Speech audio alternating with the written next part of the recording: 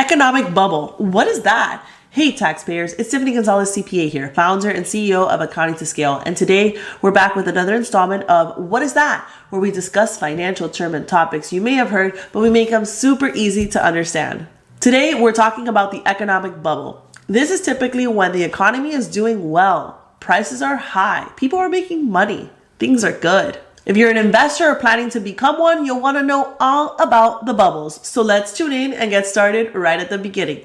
Economic bubble. What is that? In general, we all know what a bubble is. It's something that blows up and then pops. So how does that relate to an economic bubble? An economic bubble is when there is speculative investments that lead to an overvaluation of a particular sector. In other words, investors believe that this sector has really great investment propositions and they overvalue it. They buy up the stock. The bubble then bursts when investors realize that this did not have the underlying fundamentals. It didn't have the actual profits and value that they thought it would have. So what ends up happening? Investors start selling. And when investors start selling, the value starts dropping and you've got a contraction. A lot of us have seen economic bubbles throughout our lifetime, but the most recent one that I'd like to give an example of is the crypto bubble. Crypto had already been around for some time before it became a bubble. When more and more people got interested into crypto, everyone became convinced that this was going to be our new form of currency, that it was the latest technology and was just going to change the world. And while it certainly has, unfortunately, the value in which investors thought it could sustain was overvalued. In fact, when everyone started buying crypto, all the prices of these coins started going up. Most notably, Bitcoin was almost at $60,000 a coin. There was a lot of investors that definitely made money during this time in crypto. And it was really because of timing.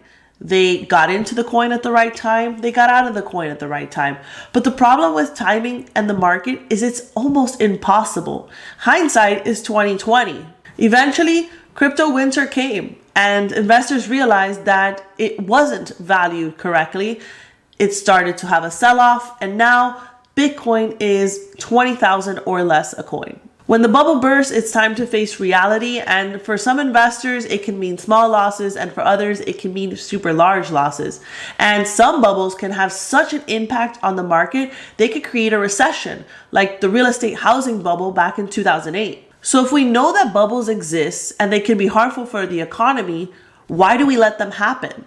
There are a lot of factors that go into a bubble, and usually they happen around times when interest rates are low.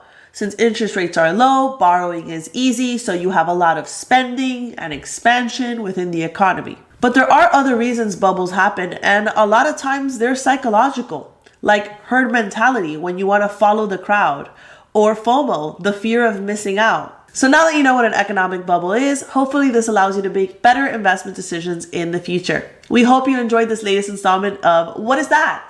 Hit the like button and subscribe to our YouTube channel. Follow us on LinkedIn, Instagram, and Facebook at Accounting to Scale. Until the next video, your favorite CPA, Tiffany Gonzalez.